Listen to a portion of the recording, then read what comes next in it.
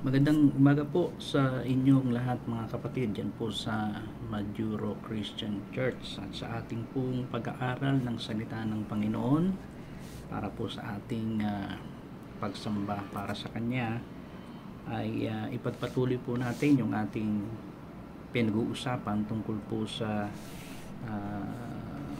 buhay sa iglesia. At napag-aralan po natin nung nakaraang Biyernes para po sa ating pong panalangin ang kung ano ang iglesia, ano ang aspeto po ng iglesia na tinatawag.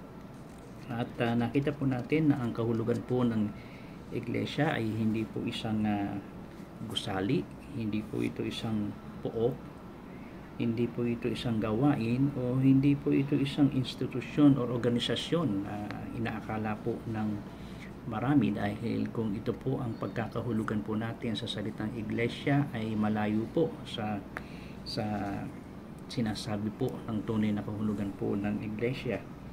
At ang iglesia sa orihinal na salita ay ang ecclesia, ay ang ibig sabihin ay tinawag sa labas na samahan o kapulungan. Okay po? At ginamit ito ng marami po lalo na po sa aklat po ng mga gawa 19 sa talata pong 32-39, yung salita pong kapulungan, no? May iba't ibang mga kapulungan. Halimbawa po, isang grupo na magugulo, nagkakagulo, ay tinatawag po ng isang kapulungan. Pero dito po ay sa pagkakahulugan po ng Biblia na makikita po natin lalo na po sa aklat ng mga gawa, ito ay isang kapulungan po o sama-samang mga tao po o mga alagad ng ating Panginoong Hesukristo. At ang karaniwang mga salitang nangangahulugan po dito ay kalipunan ng mga tao. So ang salita pong ginamit ng Panginoon ukol sa pagtawag niya para sa magkasama-sama ang mga hinirang po ng Diyos para sa Kanya. Tinawag tayo mula sa kadiliman, no? Tungo po sa kahangahangang liwanag po ng ating Panginoon Jesucristo. Yan po yung makikita natin sa unang Pedro 2:9. At tayo po ay tinawag tungo sa kaharian ng Kanyang minamahal na anak. Colosas 1:13. So ang Iglesia ay nauukol po sa mga mananampalataya kay Kristo sa Biblia at tumutukoy po sa mga taong hinirang ng Diyos, hindi sa gusali, paglingkod, gawain o organisasyon. So malinaw po na ito ay mga tao, samahan po, grupo ng mga mananampalataya o alagad po ng ating Panginoon Kristo. At ang dalawang aspeto na nakita natin po sa Iglesia ay ito po ay meron pong pandaigdig at panlokal na iglesia. Yung tinatawag po nating Universal Church. Ito po yung pagdating sa hinaharap, no, na makikita ang kabuuan po ng katawan ni Kristo doon po sa kabilang buhay na magkakasama-sama. Anumang rehiyon ito, anumang nasyon, anumang doon po lahat ng mga mananampalataya ay talagang magkakasama-sama na sa iisang katawan ng ating Panginoon Jesucristo. Ang iglesia lokal, ito naman po yung mga binubuo po ng mga kapulungan ng mga mananampalataya sa iba't ibang lugar, no?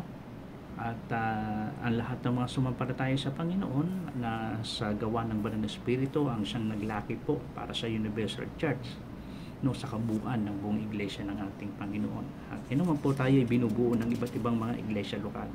Tulad po dyan sa Marshall Island, ang Majuro Christian Church, may iba't ibang mga lugar pa na kapwa mga mananampalatayang tulad natin na alagad at tagasunod ng ating Jesucristo na nananampalataya sa Kanya bilang Panginoon sariling tagapagligtas. Sila ay bahagi o kasama sa universal na iglesia na ibinahagi o yung ginawa ng Santong Espiritu sa pagbabautismo sa banal na Espiritu ay inilaki po sa espiritual na katawan ng ating Panginoon Jesucristo. Yun po yung pandaigdigan o Universal Church, no?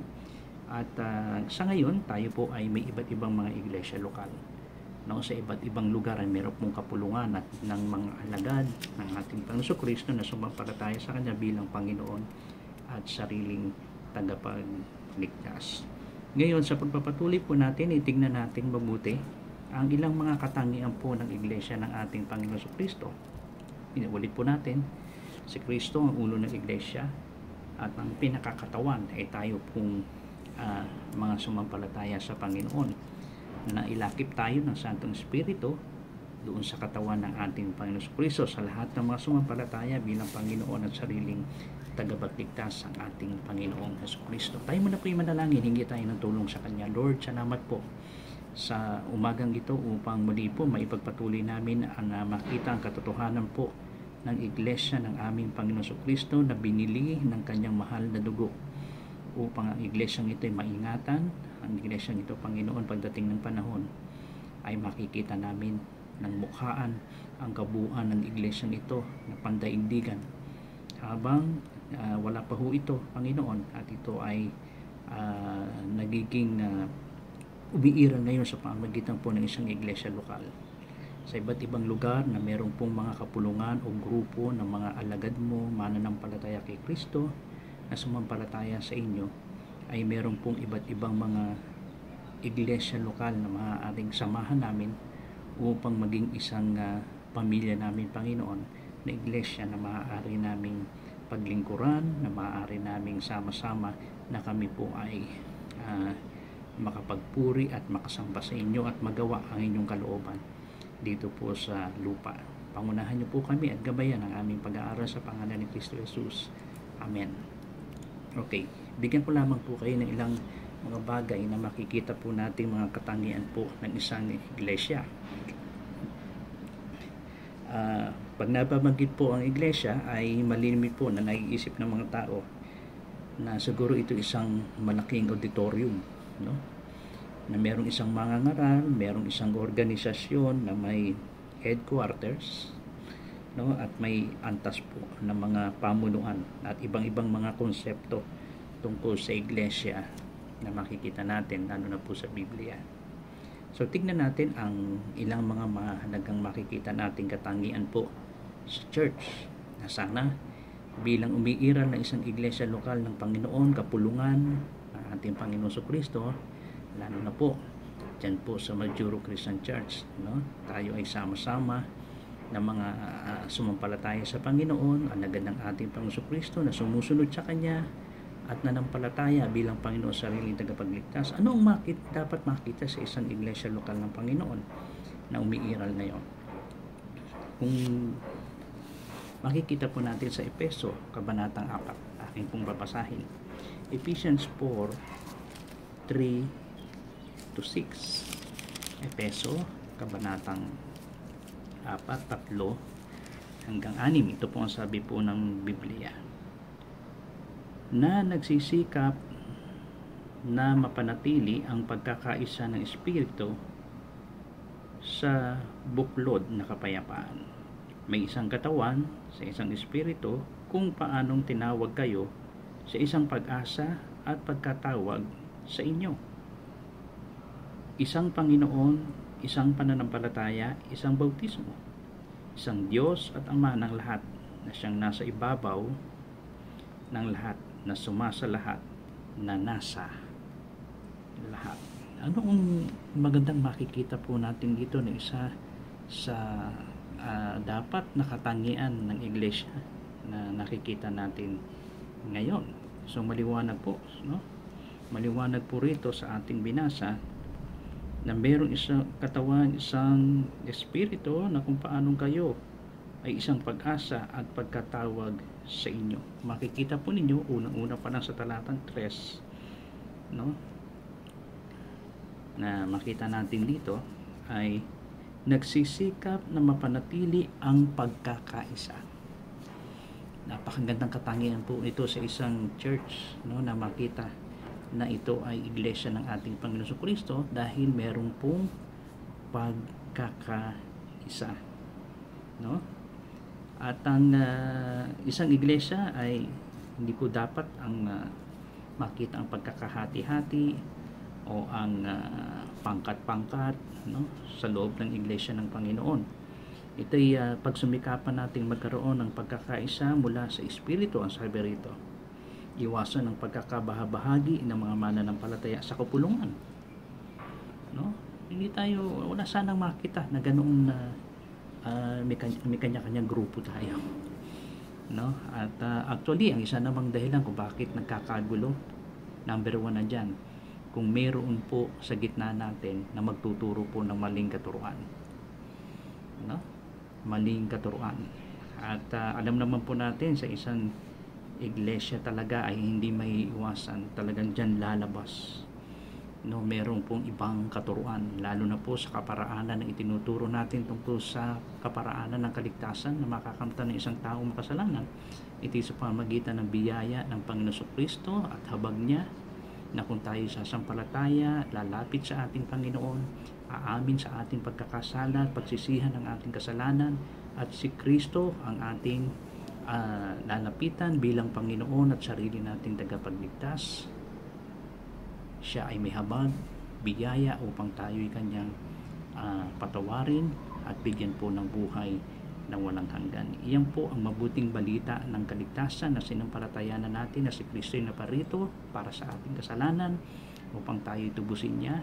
Siya'y namatay, nagsakripisyo, inilibing at pagkatapos ng 3 araw siya'y muling nabuhay. Iyan po yung ating sinasampalatayanan. Yan po yung matuwid at sound doctrine na pinangahawakan po natin mula sa salita ng Panginoon. At wala na pong ibang kaparaanan para sa paraan ng kaligtasan natin kundi si Jesucristo lamang. At itong mga maling katuruan na maaaring lalaganap mula sa kalagitnaan natin, ito'y magsasanhi po ng isang pagkakahiwa-hiwalay natin, isang kaguluhan, hindi pagkakaisa ang mangyayari po. Kaya nga po pinag-iingat po tayo sa ganung bagay. Nasabi nga ni Pedro sa 2 Peter 2:1, Ikalawang Pedro 2:1, ito po ang sabi niya. Ikalawang Pedro 2:1, ngunit may lumitaw ding mga bulaang propeta sa gitna ng sambahayan, kung paanong sa inyo'y magkakaroon ng mga bulaang guro na palihim na mga na magpapasok ng mga nakapipinsalang turo. Itatakwil nila pati ang Panginoon na bumili sa kanila, na nagdadala sa kanilang sarili ng mabilis na pagkapuksa. Sa gitna, no? Darating ang panahon, mayroong mga ganyang lalabas na kahit ang ating tagapagligtas ng Panginoon Kristo ay kanilang itatakwil. No? Kaya tayo po ay pinag-iingat, no, sa ganitong mga maling katuruan o maling guro na maaaring nasasanhi po ng ating hindi pagkakaisa sa ating sa iglesia na kinakasamahan ngayon. Kaya po binibigyang babala, no, tayo na iwasan natin ang mga taong nagsasanhi po ng pagkakampi-kampi. Ingat po tayo sa mga ganyan, no? Sabi nga ni Apostol Tito, no? Kung babasahin natin sa Tito 3:10, ito ang sabi ni Tito 3:10 sa atin. Tito 3:10, ang taong lumilikha ng pagkakabahabahagi pagkatapos ng una at ikalawang pagsuway ay iwasan mo. So hindi po masama kung may mga, sabihin natin, na nagsasabi na sila isang Kristiyano, alagad ni Kristo, mananampalataya sa Panginoon, pero kung ang kanyang sanhi naman, no, sa tuwing makakasama natin siya ay tayo ay nawawala ng pagkakaisa, o sabihin nagdudulot siya ng kaguluhan, magsasanhi po ng pagkakampi-kampi, ay pwede po natin siyang sawayin, sabihan, no? Sabi nga rito, pagkatapos po na siya sawayin, no, ng una at ikalawa, ay sa pangatlo ay pwede mo na siyang iwasan mo na siya, no, dahil makakasira at sasanhi po, no, ng hindi magandang di pagkakaisa sa kalagitnaan po ng church. Kaya ingat po tayo. Kaya sana sa kalagitnaan po natin ay nakikita talaga na meron tayong pagkakaisa, no, sa pangalan ng ating Panginoon Kristo. Ikalawa na maaari pa natin sabihin ay na katangian po ng iglesia, na sana ay nakikita natin ang ating mga sarili, no, sa kalagitnaan natin, na talagang meron tayong mga katangian na ito. Efeso 4:7. Efeso kabanatang 4. Efeso kabanatang 4 sa talata 7. Subalit sa bawat isa sa atin ay ibinigay ang biyaya ayon sa sukat na kaloob, no, ni Kristo. At ang sabi pa ng unang Korinto 12:11, unang Korinto 12:11, itong chapter 12 ng 1 Corinthians ay talagang may kinalaman po ito tungkol sa iglesia ng ating Panginoon Kristo. 1 Corinthians 12:11, ito po ang sabi po ng Biblia: ang lahat ng ito ay pinakilos ng iisa at gayon din Espiritu na namamahagi sa bawat isa ayon sa pasya ng Espiritu. Ano po pinapakita rito na katangian po ng iglesia? Ito po yung pagkakaiba-iba natin. Hindi po yung sa negatibong bagay, pagkakaiba-iba para tayo ay hindi magkaroon ng pagkakaisa, tayo ay maghati-hati. Hindi po. Ano po yung pagkakaiba-iba na ito? Na ang bawat kasapi po, no, kasama sa iglesia o katawan ng ating Panginoon Kristo bilang isang iglesia lokal ay may maitutulong po, may babahagi sa iba-ibang kaparaanan. Ang Diyos po ay nagbigay sa atin ng iba't ibang mga kaloob, no? Ang pagtutulungan po ng ibang-ibang bahagi ay bumubuo po sa larawang nagtutulad po sa iglesia, sa katawan ng isang tao. Yan yung 1 Corinthians 12 verse 12 hanggang 27. Nang sabi ni Pablo, para po tayong isang katawan. Ang katawan may iba't ibang mga bahagi, no? Pero sa iba't ibang pagkakaiba-iba nating bahagi, mayroong mata, may tenga, may ilong, may bunganga o ano pa man, pero hindi ito dapat nag-aaway-away, no? Magkakaiba ito pero nagtutulungan sila. Hindi pwedeng sabihin ng mata o ilong hindi kita kailangan, o ang ilong sabihin o tenga hindi kita kailangan. No, nagiging isang katawan sila sa iba't ibang bahagi, sapagkat ang lahat na ito ay gumagawa sa pagkakaiba-iba na nagtutulungan, di ba? Na may kanyang-kanyang mga gawain, no, na magkakasama sa iisang katawan. Hindi maaaring sabihin niya ng ganoon, no, ayoko sa iyo o ano pa man, kundi ang isang katawan na ito ay talagang nagtutulungan ang mga bahaging ito sa iba't ibang mga kaparaanan. Okay? Kaya napakahalaga po na ang bawat mananampalataya ay tulad ng isang sangkap ng katawan ni Kristo, no, na siya ang pinakaulo, siya ang nagbibigay ng mga espiritual na kaloob ayon sa kanyang kapasyahan. So ang pagkabanggit po ng pagnanasa ng mga kaloob sa Biblia ay inuukol sa kabuuan ng iglesia lokal para maging buo siya. At ito yung nagpapahalaga sa mga kaloob na ibinigay sa atin sa gitna natin, bawat isa sa atin, at hindi ang pansariling hangarin lamang ng isang tao. Ang mahalaga ay may kaloob at katungkulan ng bawat kasapi bilang isang sangkap ng katawan ng ating Panginoon Kristo. Bawat isa ay mahalaga at dapat igalang, at hindi pare-pareho ang kaloob ng lahat. Okay, may kanya-kanyang bahagi tayo. May pagkakaiba-iba, pero ang lahat ay nakakatulong-tulong bilang isa bahagi sa katawan ng ating Panginoon Kristo. Kaya yun ang ikalawang katangian, pagkakaiba-iba. Okay? Ikatlo, Ephesians 4:11 and 12. Efeso 4:11 at 12. Efeso 4:11 at 12. Pinagkalooban niya ang iba na maging mga apostol, ang iba ay propeta, ang iba ay evangelista, at ang iba ay pastor at mga guro, upang ihanda ang mga banal na gawain ng mga paglilingkod sa ikatitibay ng katawan ni Kristo. Ano po ang katangian ito? Ang katangian po nito ay ang pangangailangan po sa isa't isa.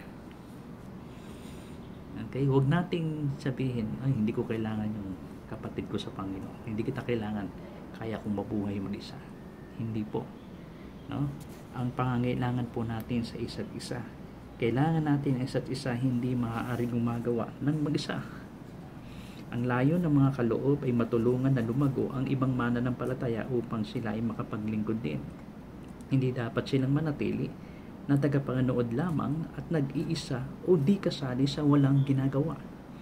Lahat ng mananampalataya ay may gawain sa iglesia lokal. Iyan po yung madalas kong sabihin po sa inyo. Bakit kayo dinala ng Panginoon na bilang isang mananampalataya ng ating Panginoon Kristo ay naidinala kayo dyan sa Majuro Christian Church? Hindi po para lamang paglinggo o pag-araw ng Miyerkules ay mauupo kayo dyan and then makikinig kayo ng salita ng Panginoon. Ang bawat isa ay mahalaga sa paningin ng Panginoon. Ang bawat isa ay merong layunin na ibinigay ng Panginoon sa atin kung bakit nandito tayo sa grupo po ng Iglesia Lokal ng Mananampalataya sa Majuro Christian Church. Merong tayong bahagi na dapat gawin. Hindi tayo mananatiling nakikinig lamang at pagkatapos aalis na tayo. Hindi po ganoon. Ang isang iglesia ng ating Panginoon sa katangian, ay alam natin na ang bawat isa ay mahalaga, ang bawat isa ay may mga pangailangan, ang bawat isa ay kailangan ang bawat kapwa mananampalataya na bahagi po ng katawan ng ating Panginoon Kristo. Hindi maaaring sabihin ng kamay sa tenga o sa mata, hindi kita kailangan. Hindi po. Kailangan natin ang isa't isa upang kumilos at maganap po ang layunin po ng iglesia ng Panginoon sa pamamagitan po ng kanyang katawan, kanyang iglesia, na talagang kumikilos sa pangangailangan ng bawat isa at matugunan ang pangangailangan natin sa iisang katawan ng ating Panginoon Kristo. Kaya pangangailangan sa isa't isa na makikita natin dito sa ikatlong katangian. Ika-4 po, unang Pedro 2.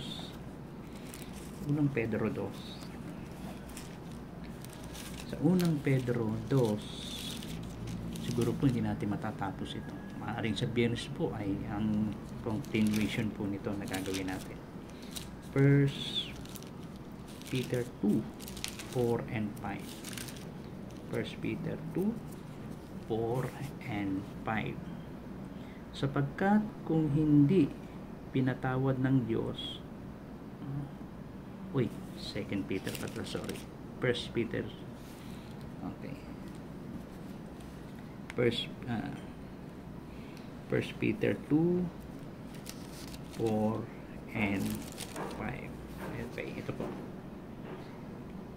Lumapit kayo sa Kanya na isang bagong buhay, isang batong buhay, bagaman itinakwil ng mga tao, gayon pa may pinili at mahalaga sa paningin ng Diyos. At tulad ng mga batong buhay, hayaan ninyo kayo ay maitayo bilang espiritual na bahay tungo sa banal na pagkapari upang mag-alay ng mga espiritual na handog na kasiya-siya sa Diyos at sa pamamagitan ni Hesus Kristo. Ano po ang ika-4 na ating katangian na makikita sa iglesia ng Panginoon? Ang ika-4 po ay ang pagsamba. Ang pagsamba. Mataas at pangunahing kaukulan natin ang magpuri at sumamba sa ating kamanghamanghang Diyos. Katuloy, hinahanap talaga ng Panginoon ito sa John 4:23.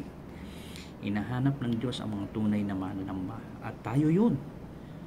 Yung kanyang katawan na dapat ay tayo ay sasamba sa ating Panginoon. Ginaganap natin ito bilang iglesia na isang templo o tahanan ng Diyos. Ang ganda ng mga tawag ng Panginoon sa kapulungan po ng kanyang mga mananampalataya, ang kanyang mga alagad. Tinawag silang bukid ng Diyos, tinawag na gusali ng Diyos, bahay ng Diyos, tahanan ng Diyos. Para ano? Sa pagsamba, sa pagluwalhati, sa paglilingkod natin sa ating Panginoong Hesus Kristo. Ang bayan ng Diyos sa Matandang Tipan ay sumasamba sa isang tanging tolda na tinatawag na tabernakulo. Yun yung Old Testament style ang ginagawa ng pagsamba sa Panginoon. Nagsasama-sama sila. And then Sa pagkatapos ng tabernakulo, naging templo sa Jerusalem, no? Na doon sila sumasamba sa Panginoon. Na pagkaroon noon, hindi na siya naninirahan sa mga templong ginawa ng tao. Di ba? Ito ay isang mahalagang pagkakaiba na ngayon ng bansang Israel at ng iglesia ng ating Panginoon Kristo. Ang bahay ng Diyos ngayon ay isang espiritual na bahay na binubuo po ng mga batong buhay. Mga mananampalatayang tinatahanan po ng Espiritu Santo, at ang ating handog ay hindi na mga hayop na ginagawa noon, kundi ang ating sarili, ang ating katawan. Ihahain natin bilang isang haing buhay sa ating Panginoon ang mga kaloob nating mga kinikita, ang pag-aalay natin sa Kanya, no? Na ginagawa nating handog sa ating Panginoon. At ang ating mga papuri, ng ating mga labi, ng ating mga puso, lahat ng mananampalataya ay isang saserdote ng Diyos sa unang Pedro 2:5 hanggang 9. No? Nung Old Testament, may mga saserdoteng naglilingkod lamang na exclusively para sa kanila. Pero ngayon, dahil kay Kristo, tayo ay ginawa niyang mga saserdote ng Diyos. Ibig sabihin, tayo o yung maaaring makapaglingkod para sa ating Panginoon. At hindi lamang ang mga paring tinatawag sa karaniwang paggamit ng salita na hango sa Latin. Ang iglesia ng Diyos ay may pangunahing gawain, ang pagsamba. At ito'y pagpupuri sa Diyos hindi lamang sa pakikinig ng sermon, okay? O sa bayang pag-ulit, no? O kaya yung pag-awit sa Panginoon. At yung mga pag-ulit ng mga salita mula sa isang aklat.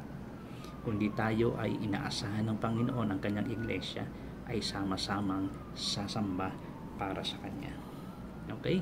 Marahil may isa pa akong idadagdag dito sa Ephesians 5:23-27. Kaya yung isang ginagawa natin ngayon, di ba? Tayo sumasamba sa Panginoon. Bahagi ito, yung pakikinig natin ng sermon ng Panginoon, ay bahagi at parte ng ating pagsamba sa Kanya. Pinupuri natin siya, inaawitan natin siya, nagkakaloob tayo sa Kanya. Yan ay lahat bahagi ng ating pagsamba ng Kanyang iglesia, ng Kanyang katawan sa ating Panginoon Kristo. Ephesians 5, Efesos 5:23 hanggang 27. Efesos 5:23 hanggang 27. Basahin ko po. Sapagkat ang asawang lalaki ang ulo ng asawang babae, gaya ni Kristo na ulo sa iglesia, na siya ang tagapagligtas ng katawan. Subalit kung paanong ang iglesia ay nagpapasakop kay Kristo, gayon din ang mga asawang babae sa kanilang mga asawa sa lahat ng mga bagay.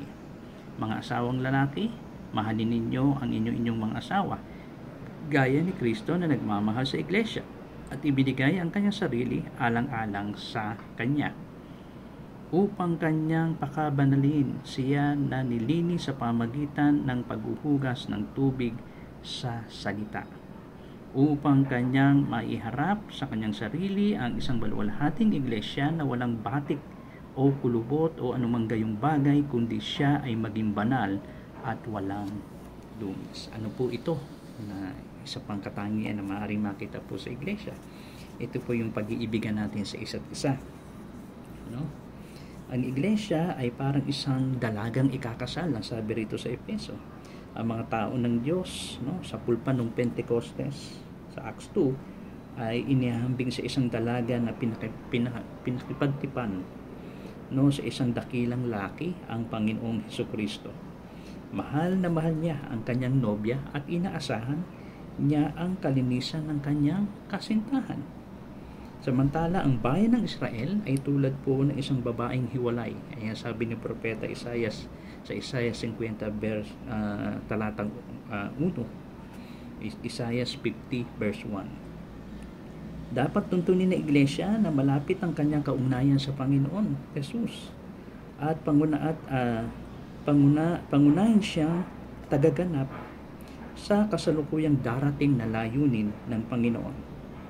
At pawang kabutihan ang hangad niya sa kanyang nobya o kanyang kasintahan. Dapat sa Panginoon na talagang nakapako ang kanyang tingin sa kanyang iglesia. Mahal ng Panginoon ang kanyang church. Kaya naman sana dapat makita sa kalagitnaan natin ang pag-iibigan sa isa't isa. Bakit? Dahil ang ating Panginoon ay Diyos ng pag-ibig. Dahil ang Panginoon ang nagpadama at nagpakita ng kanyang pagmamahal sa atin, kaya dapat sa kalagitnaan natin ay makita ang pag-iibigan ng bawat isa na bahagi sa katawan ng ating Panginoon Kristo. Marami pang mga katangian na makikita natin sa Biblia tungkol sa iglesia ng Panginoon. No, marami pang mga katangian. Ang iglesia dapat lumalago siya. Ang iglesia dapat ay hindi siya isang parang pilay o isang patay, kundi ito isang buhay na dapat talagang lumalago ang church ng Panginoon. No, lumalago siya. At I think ang isa sa napakagandang masasabi natin na paglago ay kasama na rito ay ang bilang na paglago. No?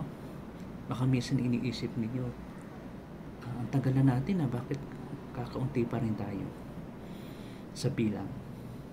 No? Madalas ko naman na ituturo sa inyo na hindi po ito sa dami ng bilang, hindi ito sa quantity, hindi sa quality ng buhay na talagang nakaranas ng pagbabago na ginawa ng Panginoon ang lahat ng nasa iglesia ng ating Panginoon Kristo o bahagi sa kanyang katawan o kapulungan ng mga mananampalataya sa Panginoon. Marami nga tayo, pero kung karamihan naman ng mga kasama sa ating grupo ay hindi naman talaga nakaranas po ng talagang pagbabagong ibinibigay ng Diyos, hindi naman po talaga mga Kristiyano, hindi naman po talaga nakaranas po, no, ng pananampalataya kay Kristo, ay para ano pa ang dami po ng bilang. Pero makikita po natin sa mga sinaunang mga Kristiyano ay talagang bahagi ng kanilang paglago ay ang bilang. At paano pong naapektuhan ang pagdami ng bilang na yun? Nakaka-interes sapagkat kung titingnan po natin sa Gawa 6, no? Siguro sa Gawa 6, tingnan po natin ito bago tayo magwakas. Gawa 6:1. Gawa 6:1 at talatang 7. Sabi ng Gawa 6:1, "Nang mga araw ngang ito nang dumarami ang bilang ng mga alagad." No? Kita po ninyo yung salitang bilang ng mga alagad. Ibig sabihin po counted, no? Sa dami ng bilang ay sana yung mga alagad ng ating Panginoon Kristo. No? At hindi counted yung sabit lang, hindi naman talaga tunay na mananampalataya sa Panginoon.